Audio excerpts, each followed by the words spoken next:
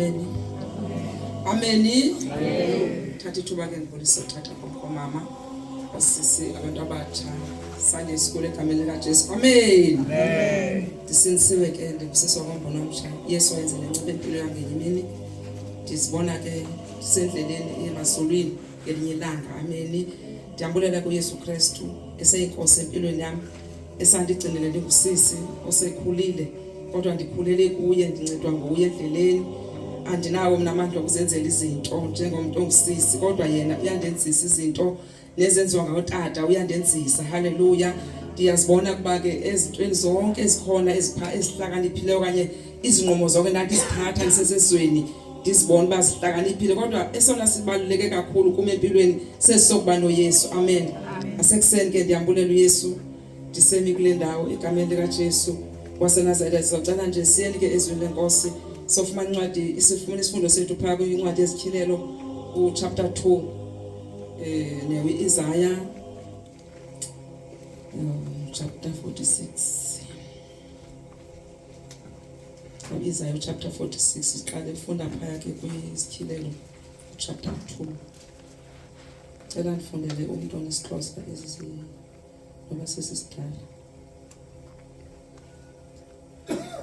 Verse 1. Balela ummeli webandla lase-Efese uthi, nanga amazwi avela kulowo uphethe inkwenkwezi ezisixhenxe ngesandla sokunene, ujikeleza phakathi kwezipani ezisixhenxe segolide. Ndiyayazi indlela ubusebenza ngayo ubulaleka, unenyameko.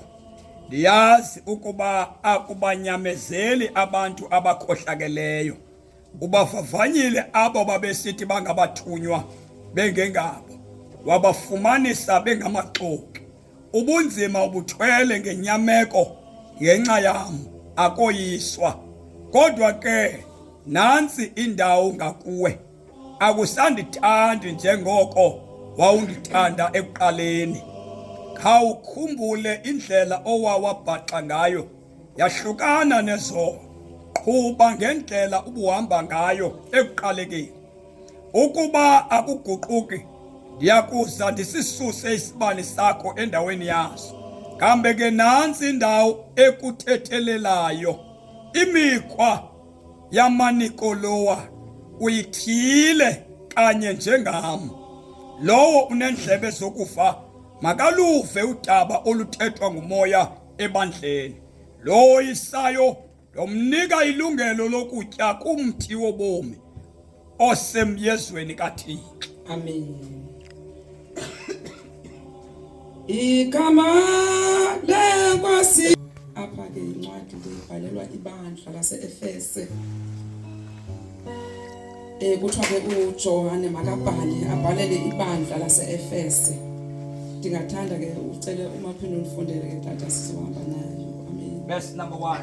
Balela ummeli webandla lase-Efese. Fana nathi lelase-Efese. Uthi ke ndiyayazi indlela. Ndithanda la ndawo ke ku verse 2 indlela obusebenza ngayo ubulaleka unenyameko. Amen.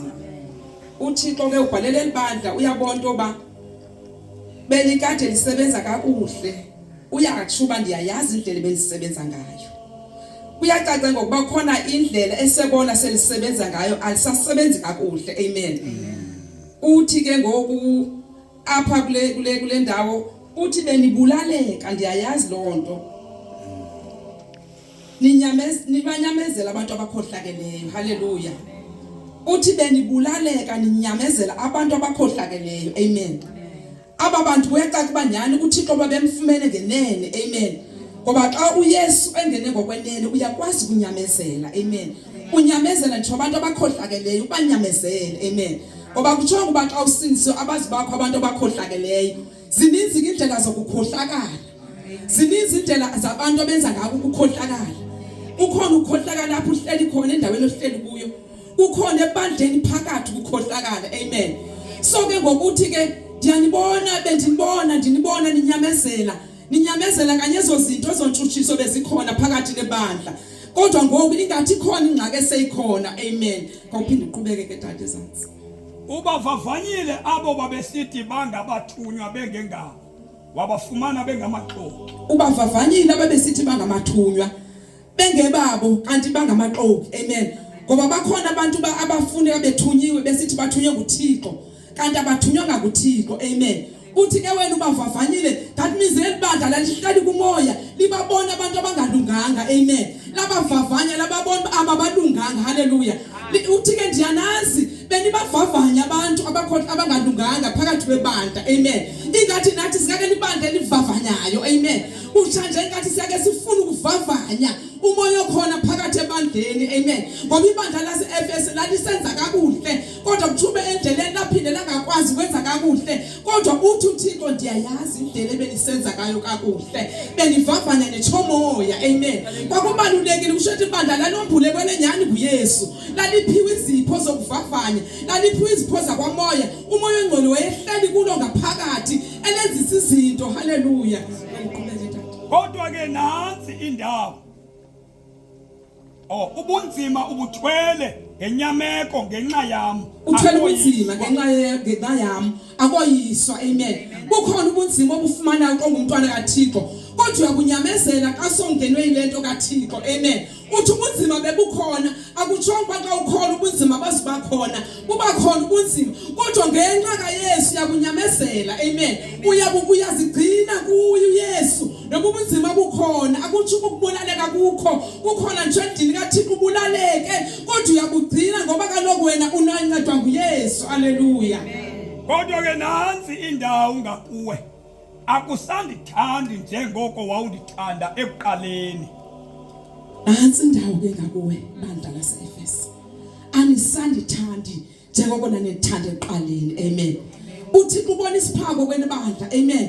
Ukuthi uthando lehlile, anisamthandi bandla njengendlela ebenimthanda ngayo ekuqaleni. Amen. Kunezinto ezifike zalenza la shift emazulwini, kunezinto ezifike zalisenza la shift kuThixo. Amen. Ngoba xa ukholwa kuyenzeka ushifte kanti awusiboni kodwa uThixo uyakubona yena. Amen. Uthi anisandithandi njengakuqala. Amen. Uthando lokuqala luphelile. Hallelujah. Ingathi ke singake sifuna uthando lokuqala ngoba kwalibandla laliphelele uthando lokuqala.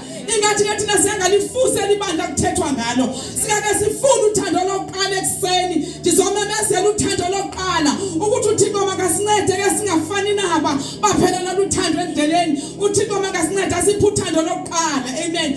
Esasimthanda ngalo uThixo ngoba sasisanda kusindiswa sasigijima silibamba nexesha lokuyokhonza ngoba uthando sasinalo lokuqala. Amen. Kwahamba salibhute loxesha, kwahamba safika late enkonzweni, kwahamba saqhela enkonzweni sangazenza izinto ngoba uthando lokuqala luphelile. Uma selukhona uthando lokuqala awuthunywa ukuthi yenza into, uyazenzela. Amen. Anisandithandi njengendlela yakuqala. Amen. Uthi uThixo apha uyalibona libandla ukuthi kunezinto elifeyila kuzo yingoba uthando lokuqala likaThixo luphelile. Yingoba xa sowuhlele kuYesu unexesha uzibona ngathi sowucomfortable, ulibali bakanene wabizwa kasekuqaleni uThixo wakwazi ukuzokubizela kuye. So namhlanje ke elibandla uthi anisandithande njengakuqala. Sizovuselela uthando lokuqala kuKristu Jesu ukuthi make sibe nothando lokuqala, make sivume siquqele inkosi, make sithi noba sesiyabona kukhona apho singenza kasengathi kakuhle khona kodwa sikuvuselele ukuthi khona uthando lokuqala esasike sanalo, sake sanyaniseka kuThixo eqaleni, sake sanyamezela izinto, sake sanyamezela sahlala singenanto kodwa ngenxa sasinoYesu. Hallelujah.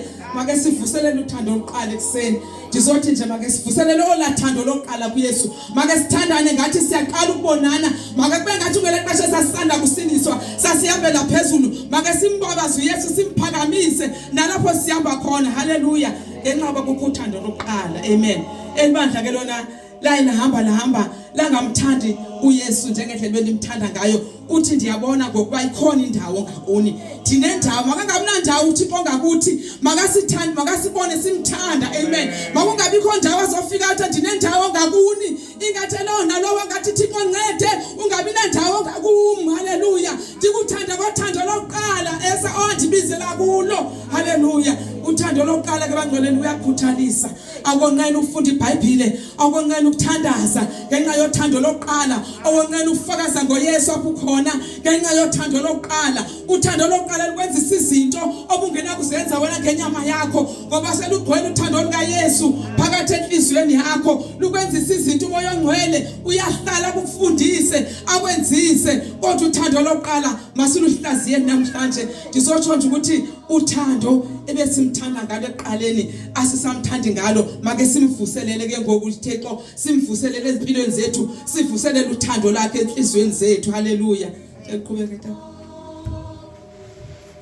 khawukhumbule indlela owawabhaxa ngayo yahlukana nezona kuba ngendlela ubuhamba ngayo ekuqaleni uthi ke eyona nto yenziwe libandla lingamthandi sizono amen uthi yohlukana akamcela uyabaxelela uthi yohlukana nezono amen nathi ke kuseni ngathi singohlukana nezono ngoba sizosenza uba uThixo singamthandi ngalendlela funeka simthande ngayo amen uthi ke masohlukane kunento ofuneka sohlukane nayo that means kasinazo ezizono akakwazi ukusebenza uThixo ezimpilweni zethu haleluya masimthande ke ngenhliziyo zethu zonke masohlukane nezono ngoba zezona zenza uba kuyinsebenzo kaThixo ingasebenzi haleluya uthando yoyona nto esisikhiya eyona nto ebalulekile uthi uma ungenalo luthando ufana nensimbi ekhencezayo amen suthi uThixo wayeselibonela abantu ba alisenathando selifana nensimbi ekhencezayo kuye noba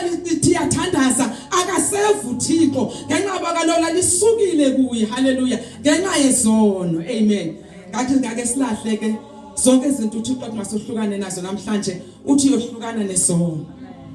yohlukana nezono ukuze uThixo asebenze kakuhle ube nolathando lokuqala amen ngoba uthando lokuqala lupheliswa zizona ezimpilweni zethu uba ngaba asona uthando lokuqala ngahlala lukhona singahlala sikhumbula nento sasizenza sisanda kusindiswa amen ungamkhumbula uYesu ukukhupha ezintweni haleluya ngenxa yothando lokuqala amen cela undifundele phaka kuIsaiah chapter 46 uthando lokuqala kubazalwane esifuna sibe nalo ngoku bake silupractice nothando lokuqala uThixo uyalidinga sohlukane nezizona athetha ngazo egameni lika Jesu uIsaiah 43 cela ufundele phaka verse 3 up to verse 4 verse 3 46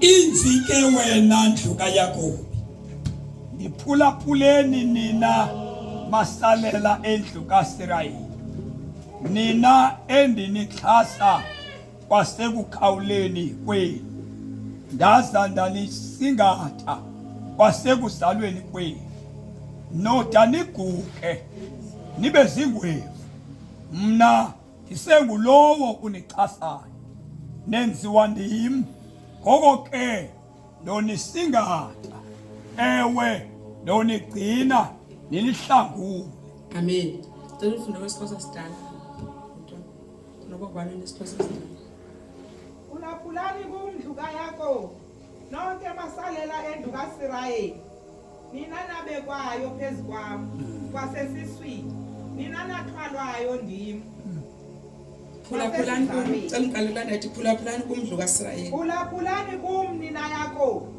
nonke masalela endlu kaIsrayeli amen nina nabekwayo phezukwami kwasesiswini nina nathwalwayo ndim kwasesizalweni nina nabekwayo phezukwami kwasesiswini nathwalayo ndim kwasesizalweni amen nathwala kwasesizalweni amen wanithwala uThixo kwasesizalweni wanibeka kwaseqaleni wanisingatha haleluya sabekwa kwebangcwele silapha nje sabekwa kwaseqaleni sabekwa ezizalweni singazinto amen kodwa uThixo wayesazi haleluya uthi ke namhlanje ngizonisingatha amen kudingekala ke sicela uThixo asisingathe sesonile sinjalo sihlubukile singamthandanga kodwa masibuyele kuye sithi sisingathe Thixo sesikhona kuwe uNkulunkulu ongcwele maka sisingathe kuThixo nasekuseni asisingathe uYehova asiphathe ngenxeba amen uthi nabekwa kwaseqaleni amen sasingazazi thina kodwa uThixo wayesazi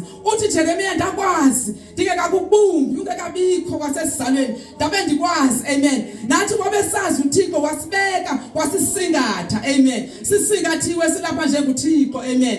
Asibekanga nje sisingathiwe, amen. Umntwana ke komsingathile uyamgada angahawi, amen. Usigadile uThixo mama singawe, usibekile emathangeni sisingathile, amen. Usingatha ndazi kusingatha emathangeni, amen. Ngathi ndiyabona uThixo esiphethe emathangeni ake sisingathile, esiphethe ngenceku basingawe, esikokosile ongathi singamaqanda, amen. Uthixo usikokosile usisingathile, amen. Ngicela nje ukuthi Nkosi yami awuzazi usingathiwe kuseni, awuzazi ukuthi uThixo uyakuthanda uthi akusingathe, amen. Uyabuthetha uthi ndakwazi ungekabikho, haleluya, ndakusingatha, amen. Sisingathiwe ke nasekuseni. Qhubeka mama. Kude kuseke budaleni ikwandimi, kude kuse ezimvini ngiyakunithatha emagxeni mina. Ude kusezimvini uye budaleni donitshathe emagxeni, amen. Uyohamba nathi uThixo esithwele esitshathile, amen. Ngoba lo singabakho abakhethiweyo, siyazibona nokubaleka kwethu kuThixo. Uthi ndohamba nani ndinitshathe nide niguge nibe nezimvi, itsho kanjalo kayiqhubeka. Uthi ndohlala ndonikhasa, amen. Ndonikhasa anisayi kutyibilika, amen. Angeke ndivume unyawo lenu lutyibilike. Uthi ndonisingatha ke ubomi benu bonke, ndonitshatha nide niguge nibe nezimvi. Sengathi uThixo ngasinceda asitshathe, sengathi lowo nalowo ngacela uThixo amgcina dabe nezimvi aguge esekuyo uYesu, amen. Ngoba kubuhlungu ukuthi uqale kakuhle uqhubele kakubi, amen. Sengathi wonke umuntu ngacela ukhaswa, angazazi ukuthi usingathiwe, amen. Kuqala nje ukuthi ake sisipicture jeni sisingathwe nguThixo uqobo, amen. Owasazi wasemaphakadeni thina singekazazi, haleluya. Uthi uzositshatha kuThixo, uzositshatha njengabantwana. Umntwana komtyathile uyamgatha ngawi, usitshathile kanti uThixo. Silapha nje ngoba sitshathiwe, ulapha nje ngoba wakutyatha uThixo. Silapha nje ngoba sisingathwe nguThixo, haleluya. uThixo uzosigcina sithe siguge sibe nezimvi, haleluya. Wonke umuntu uThixo uyamthembisa namhlanje ukuthi uzosigcina sithe sibe nezimvi, provided that siyamthanda ngendlela esasimthanda ngayo kuqala, amen. Siyalahla silahla izono, haleluya. Ngoba kuba ngaba sizilahla ngezi zinto hleze sibhudane nokuthathwa, hleze sibhudane nokuguga sithe sibe nezimvi. Kodwa uThixo uthi usingathile namhlanje kuzogcwala nje ukuthi enhlizweni yami sazi ukuthi ubalulekile kuThixo. uThixo uyakhathala ngawe, uThixo uyakunakekela, uThixo uyakusingatha nakwezinto odlula kuzo, ukusingathile uThixo nakwezinto obhekene nazo, ukusingathile uThixo. Noma ungaboni ngathi akuyeki phambili kodwa uThixo ukusingathile, ukugadile ungawi, haleluya. Uthi ngekavuma unyawo wathi lutsibilike. Baba siyathemba Nkosi ukuthi namhlanje wonke umuntu ongaziqondi ubiposition yakhe injani nawe, kodwa usingathile wena, ukusingathile uThixo. Sungabazi usiza uThixo usingathile, ukongamela uThixo. uThixo ukwazile kwaseqaleni ungekabikhondo obekwazi, haleluya. Soza kulahla uThixo, soza vume ngawe, uthi uzosigcina siguge sithembe sibe nezimvi. Sohamba ngendondolo uThixo sigcinile, soguga inhloko sibe mhlophe uThixo senguThixo esemephesamenyathi. Uzosisingatha uThixo, ungathandabuza usosisingatha uThixo. La kule meko obhekene nayo uThixo uzokusingatha. Sengathi ungakusondele kuye, sengathi ungakuthembele kuye, sengathi ungakumthanda njengakuqala. Uvuselele icontract yakho noThixo, umthande ngothando omthanda ngale mandulo, haleluya. Icontract lento siyibridge, asiyenzanga kakuhle icontract ethu noThixo. Sivumile Thixo sokulandela, sathi ndizokulandela msindisi wena, sizokulandela Thixo.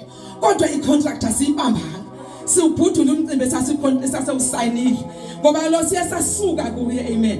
Wathi sisingathile thina sashifta, amen. Sihlale kamnandi si-comfortable, kodwa ngenxa yezono sashifta, haleluya. Ngenxa yothando olupheleleyo laqala sashifta, haleluya. Ngokuthanda wonke umuntu namhlanje ngothando laqala, ngokuyithanda lecawe ngothando laqala, ngokuzithanda nawe ngothando laqala. Ngomthanda uYesu ngathi uyamqala, khawuvuselele icontract noThixo, khawuvuselele icontract noThixo wakho, haleluya. Usisingathile uThixo, uthi uzosisingatha asigcine size siguge sibe nezimvi, haleluya. uThixo unengcinga ezinhle ngathi, usicingela into ezinhle uThixo. Akathi uba ndizonibhubhisa, uthi ndizonigcina nize niguge nibe nezimvi, haleluya. Wonke umuntu olapha uzoguga egcine nguThixo, wonke umuntu olapha angathandabuzi angoyiki into uThixo naye uzomgcina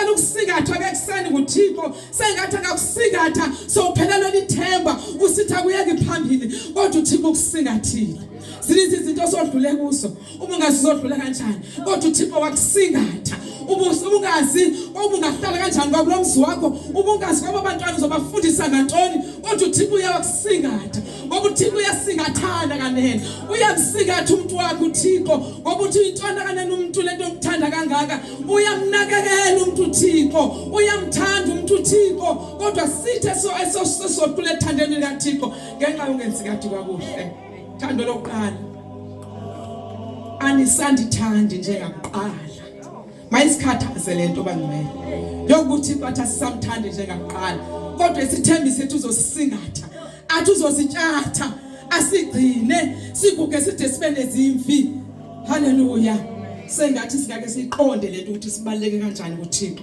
sengakethi sikasimazi simqonde lo sihamba naye uba usisingathile noma seziphi into challenge ohlangabele nazo kodwa yazi ba usingathile ungavumi ukutyebilika ngoba kovuma wena ukutyebilika ngoba nguwovumayo ukutyebilika uba uvuma ukuthi uzokusingatha uzokudlulisa ukuthatha emagxeni ahambe nawe adlule nawe esimeni ngoba uyadlula nomuntu esimeni uThixo ngoba uThixo akamyekela umuntu wakhe udlula naye kunzima ungazi nawe kodwa udlule kanjani kwesisimo kodwa ngoba utyathiwe usebandleni kaThixo ngoba usingathiwe uThixo waba nawe asoza sishiye soza siyekele uyoba nathi kusebese maphakadeni uThixo ke lowo samamkelayo samvuma ngenhliziyo zethu uyeke lo usingathanayo noba beseliphela ithemba ngoba umkhonza kwayilo Thixo kodwa uyakuvuselela ukuthi ndokugcina ndikusingathe ndikutshathe emaqheni